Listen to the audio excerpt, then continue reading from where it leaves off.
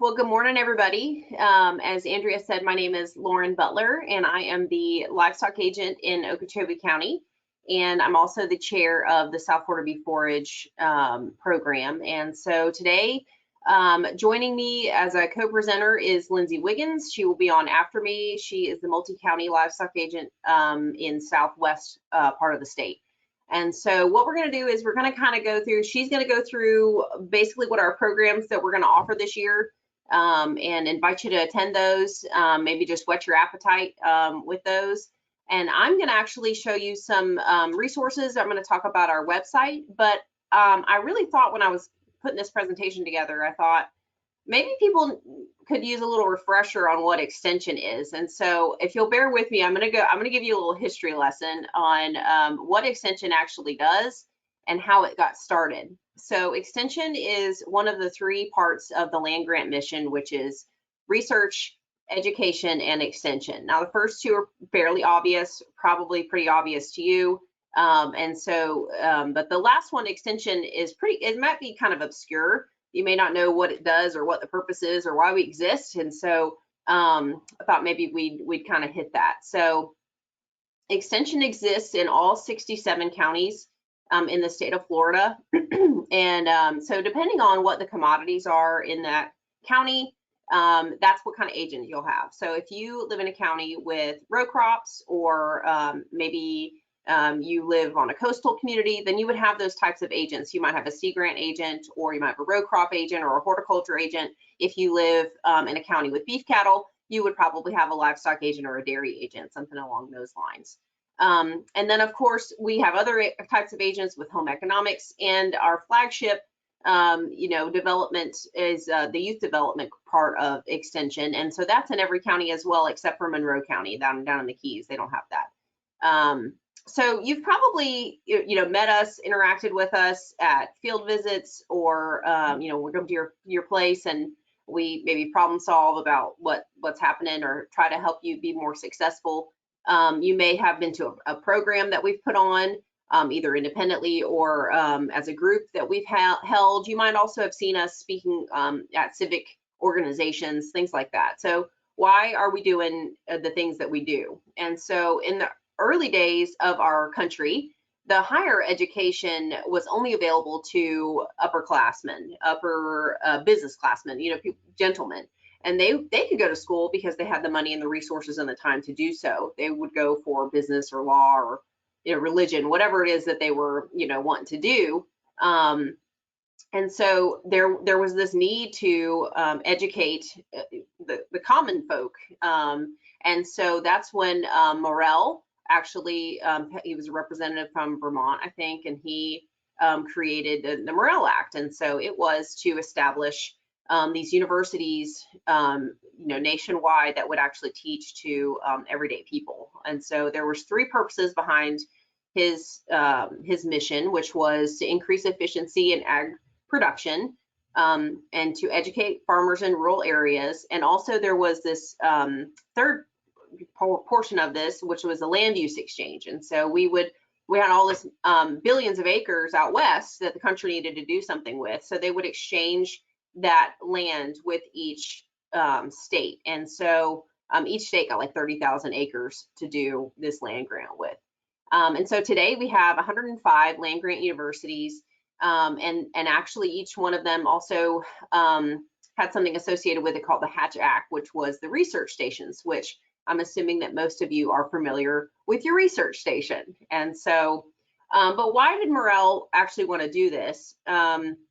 And the big reason was that 80% of the people lived in rural areas in the 1800s. They weren't on the coast. There weren't really big cities as many. And in Florida, it was actually even lower. It was like 95% of the population was rural. I wish it was like that today, but it's sadly it's not. Back then, it was mostly swamp. Well, it's still swamp, but it has air conditioning today, so everybody can live anywhere. So, so the further away people got from the cities, the less skills and the less access to education there were. And so those people were farmers, because everybody had to eat, but they were subsistence farmers. They were just farming for themselves. They could probably feed like 5 people, so So in 1914, the Smith-Lever Act was created, and so that was the birth of extension. And their purpose behind extension agents were to go out and to educate farmers and ranchers on how to be more efficient with their systems, because it was World War I, and so they needed more food to feed everyone, and they had less farmers to be doing that. And so associated with extension is, of course, Forage. And one of the ways that extension agents tried to encourage farmers to try new things was to get the kids involved and get them actually planting new varieties of corn or wheat or whatever. And so they would show how successful they were. They would have competitions. You know, that's probably where county fairs started, you know, all that kind of stuff. And so one interesting fact I found when doing a little bit of research on this topic was that we have youth development in all of our counties, and we have 4-H and FFA. But one of the reasons that we hit leadership skills so hard in those associations is because as the farmers went from being a child to an adult, and then maybe they were utilizing some of those efficient methods, they became really successful farmers, and then they were asked to present. They were asked to run meetings. They were asked to share their success. And so the extension, you know, geniuses above thought, well, we need to make sure that they know how to speak properly and they know how to run a meeting. So I thought that was really neat. That's why we incorporate, you know, so much leadership into 4-H and FFA. And so today, extension agents still help farmers and ranchers. That's what we tried to do. But there's other areas of extension that I haven't mentioned, nutrition, economics. And so but those are still major portions of county extension. And so now that maybe we've done a refresher on what extension is and why it was created, I thought maybe we would talk about the South Florida Bee Forage program. And so this is a collection of extension agents in South Florida. Most of us are south of I-4, but we do have a couple counties that are north of I-4. And so this collaboration was created in the 80s. And so I'm going to kind of show you some of the resources that we have collected. And we have a wonderful webmaster, Bridget, who puts all this stuff out there for the public. And so we're going to kind of go through our website here. And so this is it. It's sfbfp.ifas.ufl.edu. And so this is the home page right here. And so it just kind of tells you what counties are involved. You can see our map down here on the right hand side that shows you what counties we're present in. And so I'm going to kind of go through our contact is just, you know, who is actually on the executive committee at the moment. So that's myself, Taylor, and Krista. And then you can click on members. So if you're not sure if your county extension agent is a member or not, you can scroll through this list. Some of these, unfortunately, are leaving. The first one up here, Clay, he is going in the private sector. We've had some other people leave recently that are still on here. Sarah has gone to the private sector, as has Aaron. And so, but then we also have our specialists listed here who we couldn't do anything without. And I hope that we have a very beneficial relationship with them. So then I'm going to click on the events link. And so this has a couple of things from last year. And so it also has one that's coming up. But I think Lindsey is actually going to discuss specifically the dates that we have things scheduled for. So over here on the left-hand side, we have lists of article of the month by year.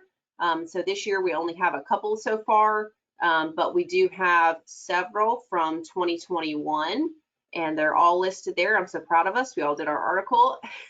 We look so organized when that happens. And so those are some really good topics that are archived here, and so that you can always go back and read about those things.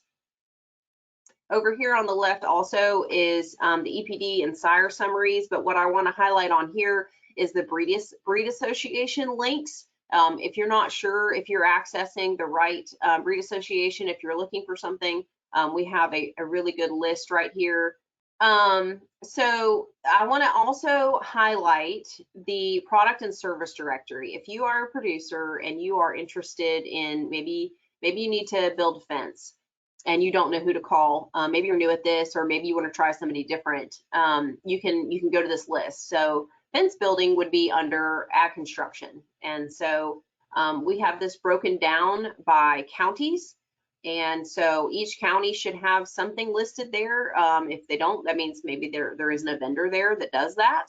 And if you are a vendor and this is, you know, you want to be on this list, please let us know. You can click or email us to be added to the directory. It's certainly not discriminatory. We may just not know, or some of the information may just need to be updated. Maybe a salesman has moved on. We have a new salesman in some category. So some other ones that I like to just highlight would be day workers. There's a big list here of people in your area. As you can see, we have something in Levy County. So some of this goes way up north and could be somewhat useful. And there's another list for fence building there too. So a couple other ones to highlight. I'd like to hit on maybe the large animal veterinarians if you're in the market for one, or you know, maybe if you just started your production, that's where you can find a pretty thorough list. So with that, I'm going to go to the last thing I want to highlight is actually our publication and learning resources. And so this goes, you know, kind of highlights this actually is every year we have a report that talks about what we've accomplished as a group, and so we're pretty proud of those. And so each one you can click on and it just kind of goes through, you know, what we have tried to do every year. And there's some consistency here, and that's what I like about it, is that we try to keep to programs that we know are effective and that we know are actually making a difference in these operations. Let me go back to publications. These are some of the fact sheets that we have created with the Florida Cattlemen's Association. These are very popular. If you are going to a meeting and you think that you might need to help explain something positive about the beef industry, click on one of these and take them, print it out and take it with you, because it could be something very, very helpful. And then lastly, what I would really like to highlight is we had really good leadership last year for our reproductive management school. Bridget Stice has been our chair for several years. And last year, because of COVID, we did not get to actually present the reproduction school. And I have to say, it's probably one of all of our favorite things that we do. We spend 3 days in the woods learning about cows. So who can complain about that? And so instead of actually hosting reproductive management school, we asked all the presenters of certain topics to create a video of their topic. And so this is such a great resource because they're free. You know, reproduction school costs us some money to put on, so it does cost the client something to come. But you can click on these now, and it has basically all these topics that you can now watch from home and get the best out of them that you can. And so it must be hard for my computer to pull all this up with the webinar going, but just wanted to maybe show one of these.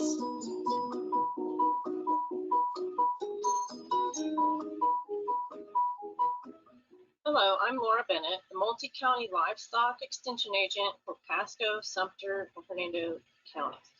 I'm going to present to you some concepts today concerning quiet handling of beef cattle.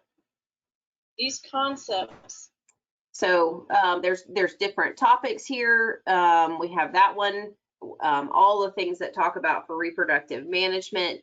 And so if you would like to hear from some of our specialists, we definitely have some of those on here as well. We really tried to get the gamut of everything with reproductive management school. Let this one pull up and let you see.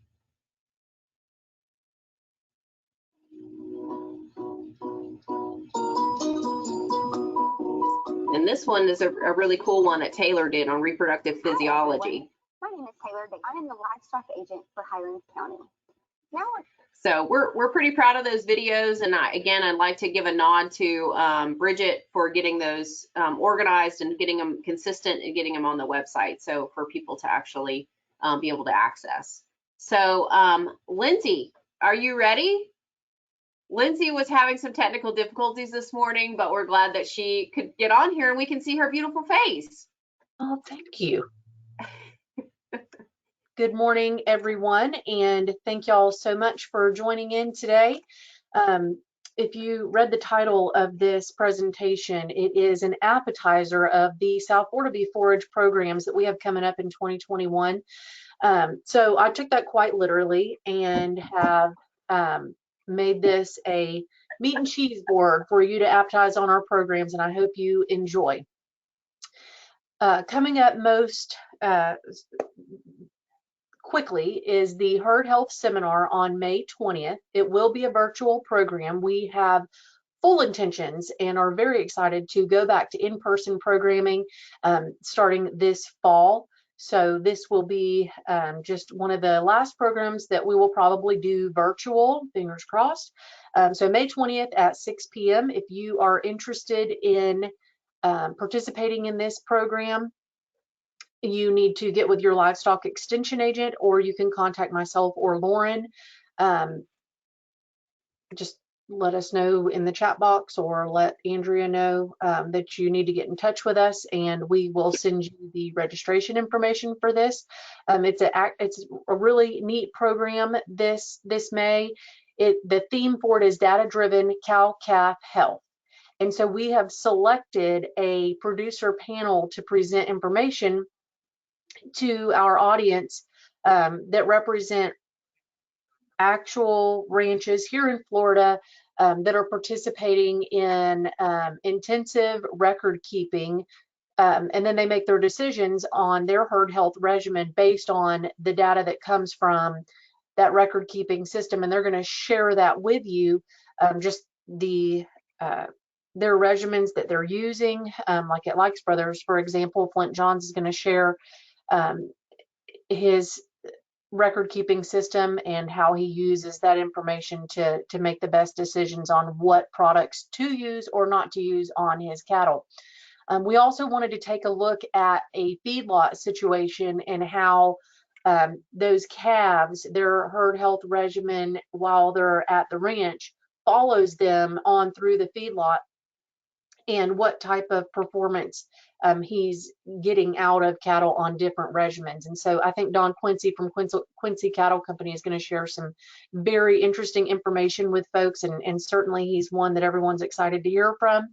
And then we also wanted to have a veterinarian's perspective on herd health. We have Dr. Jess Landa from the Cracker Trail Veterinarian Services to discuss some of the regimens that she recommends to cow-calf ranchers in Southwest Florida, those people that are implementing a very intensive regimen versus those people that have very low input when it comes to herd health, and what type of performance differences that she experiences on those different regimens. So I think it'll be a really amazing program. It's an hour long at 6 p.m. Again, it'll be a producer panel and a very exciting event. So our next event coming up in August will be the Forage Management Workshop and Tour. This is a real fan favorite of our participants. We get really great attendance, and we're hoping to be able to offer CEUs to the participants this year who have certainly been shorted on the in-person CEU front just because of 2020. So we're hoping to do some pasture establishment demonstrations, presentations, soil sampling, lay out all the new forage varieties that are going to be available to you or that are already available to you and maybe you just weren't aware. There will be hands-on demonstrations, things that you can certainly get dirty and try out yourself. And then everyone's favorite is weeds, weed management through herbicide, biological control agents. It's definitely a favorite for our participants. So keep an eye out on that, on information for registration on that program. The winter supplementation seminar will be the month following on September the 23rd. This one we have not decided. It's still in the planning stages since we've got a little bit of time on this one, if we're going to do this one virtual or in person. We had a very successful producer panel with this in 2020, and everyone really seemed to enjoy this program. And like Lauren showed you earlier on the South Florida Bee Forage website, you can watch the recording of the 2020 program when we had Alex Johns from the Seminole Tribe, Matt Pierce from P1 Cattle Company, and Alan Smith from Southern Accent Ranch in Okeechobee discuss their winter supplementation strategies and how that might be helpful to you. Some of the things that we talk about at the winter supplementation seminar are byproducts, anything from molasses to cull produce. We definitely focus on nutrition based on the stage of life of cattle that you're actually trying to feed at that time of year, which during the winter we're feeding lactating, growing females a lot of times, and then eventually that calf. And then we also go into forages that are specific for winter production. So it's a really neat program. Just keep an eye out from your livestock extension agent and certainly the ONA Range Cattle Research and Education Center for registration information on the winter supplementation seminar. And my favorite school is the Reproductive Management School. It's almost a week-long course. We've got it shortened up to 3 days now, and we have moved or changed locations and hope that we'll get a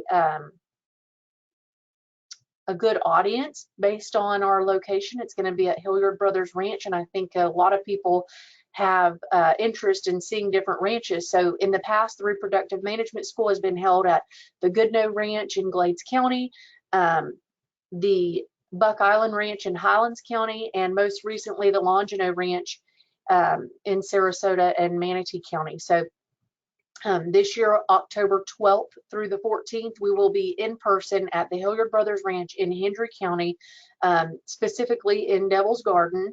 It'll be all hands-on learning in the morning when it's a little bit cooler, hopefully in October. And then we have some classroom type learning settings in the air conditioner where we will talk about everything reproductive management and physiology. And as Lauren pointed out, there is a video series on the South Florida Bee Forage website that is very useful. It goes over a lot of the presentations that we do at this reproductive management school, of course, minus the hands-on rectal palpation, tail bleeding, and ultrasound that you would certainly get an opportunity to do at our in-person program. So I highly recommend this school for folks that have an interest in pregnancy diagnosis of their herd. If you're a ranch manager and you have cowboys that you rely on to offer this service for you, it's an excellent training opportunity for folks. And so, as Lauren mentioned, it does have an expense, and the registration information will be coming out soon, and this school fills up incredibly fast. We have a limited space for this school. So as soon as you see registration information, or if you have any interest in it, you can go ahead and reach out now, and we'll get you some paperwork to fill out now. It's a very, very good school. Our most recent program that we've done starting in 2019 was the Cattle Women's College, and it also was a big favorite for our participants, and it's something that's taking off across the country in extension, where the extension agents are focused on educating the cattle women in the beef cattle industry, the ladies that are on the ranch sometimes by themselves, and certainly those ladies who may not be comfortable in a learning environment asking questions in front of their husband or their cowboys, or just for fear of not seeming knowledgeable enough to do the job. And so we try to provide a very comfortable environment for the cattle women in this school and provide a lot of hands-on learning opportunities for this. We will be focusing on Dobie calf care, because that's certainly something that gets that's a responsibility of the ladies on the ranch.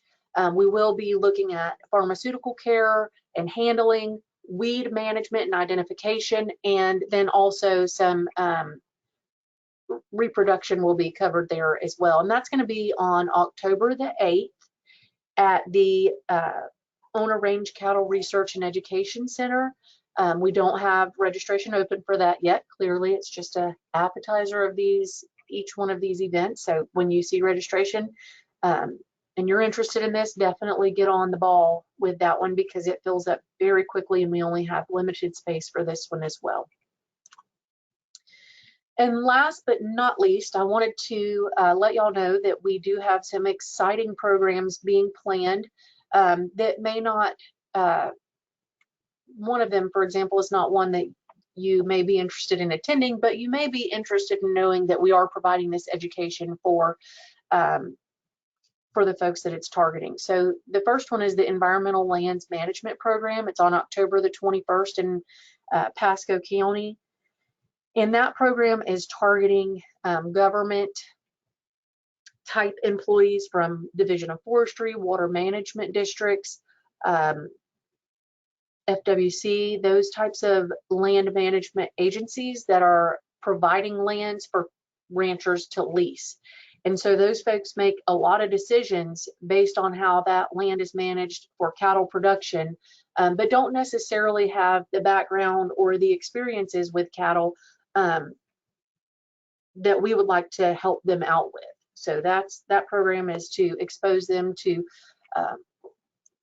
actual cow-calf operations on a commercial landscape, and hopefully develop new plans and new ideas for these lands to be better managed by the rancher.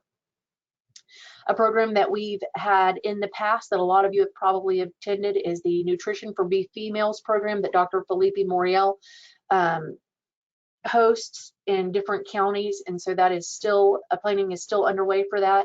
And then also a quail short course. We've always had a wildlife component to our educational programs with the South Florida Beef Forage program, anything from deer, turkey, quail most recently. And so just keep your eye out for these programs, especially if you have any interest in registering for any of them, and I'm happy to take any questions at this time. How do you ladies and others in your group keep current on your training for how are you so knowledgeable? Is that a trick question? No. Just kidding. Just kidding.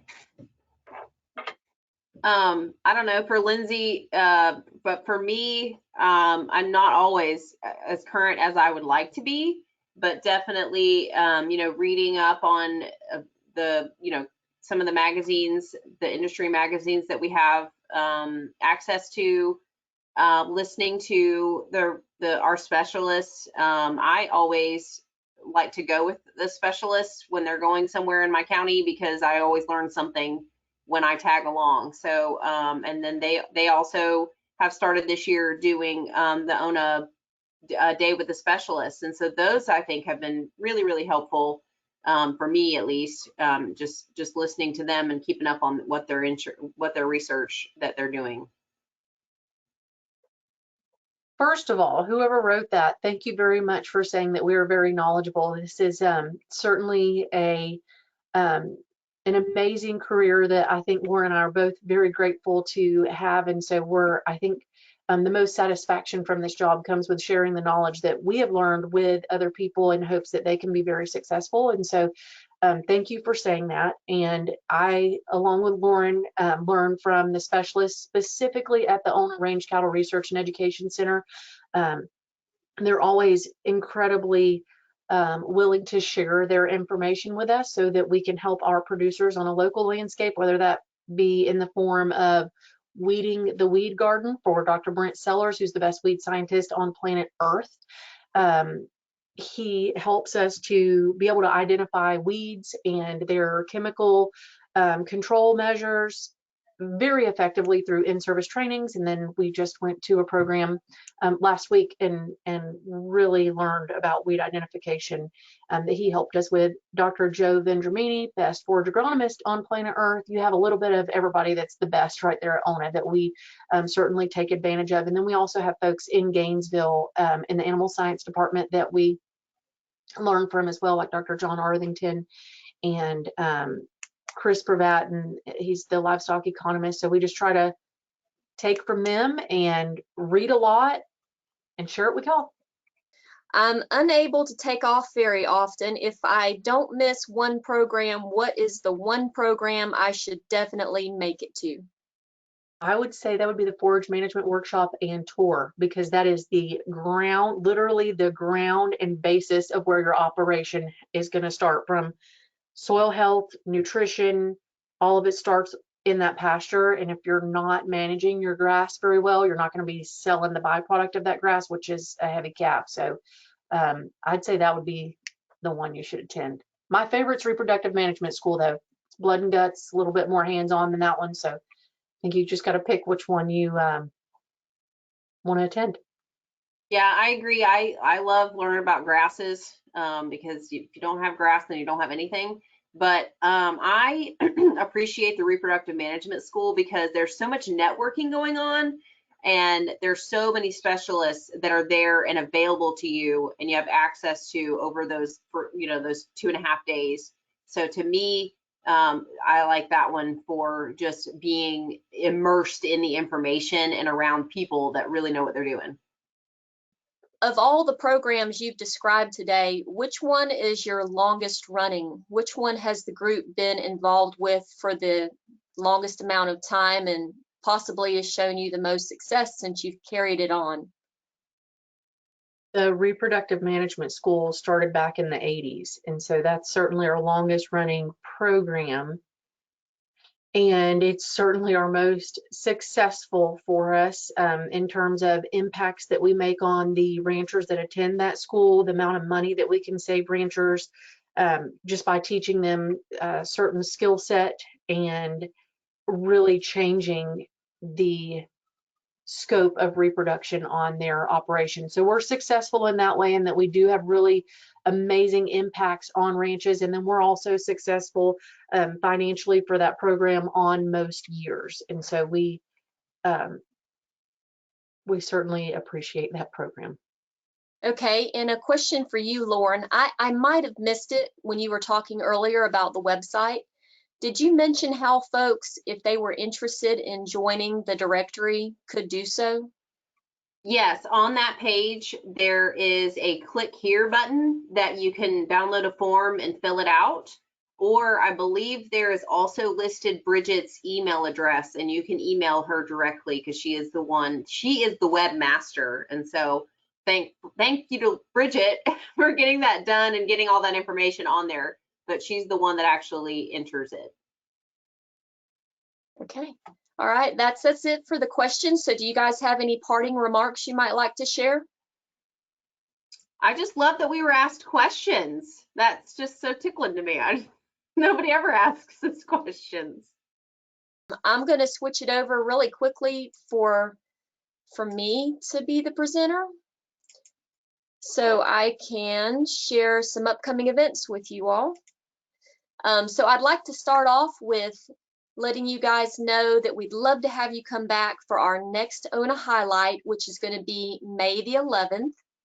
And that is going to be with Dr. Hans Ellington, who is he's not really new because he's been here for a while, but he is kind of new. This will be his first ONA highlight.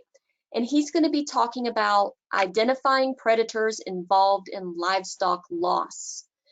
And that will be same time as usual, 11 o'clock, and it is a Tuesday. So we hope you can make it for that. And then this is an updated schedule on our Become a Bluebird Watcher seminar series that's going on. And those are on Saturdays, virtual program. And the next one is going to be on May the 1st. And that's going to be a nest box check and talking about the role of birds in rangeland systems. And then we have a few more programs coming up before this series will end. And all the previous programs are available in our virtual classroom. So be sure to check those out. They've been really great. Here's the flyer for the upcoming South Florida Bee Forage program Herd Health Virtual Seminar. And that's going to be held on May the 20th at 6:30 p.m. Learn about data-driven cow-calf health from a panelist of producers, feedlot representatives, and veterinarians. Registration is free but required. So be sure to check that out on Eventbrite and get signed up for that. And then we are excited that we are going to be having the Youth Field Day this year, and it's going to be in person on the 29th of June. And then for those who either can't travel that far or prefer a virtual option, we're going to be bringing the presentations to you virtually on the 6th of July. And you can access this flyer from our website. And if you don't already get our weekly news blasts on Friday, whenever you get the recording that I'm going to send you in a bit of this webinar, shoot me back an email to sign up for our email list so you can stay up on all the programs that we've got going on. And here's some more information about how to follow us on social media, Facebook, Twitter, and YouTube, and our web address if you'd like to check out these resources or videos. So again, thank you so very much for joining us today. And thank you, Lindsey and Lauren.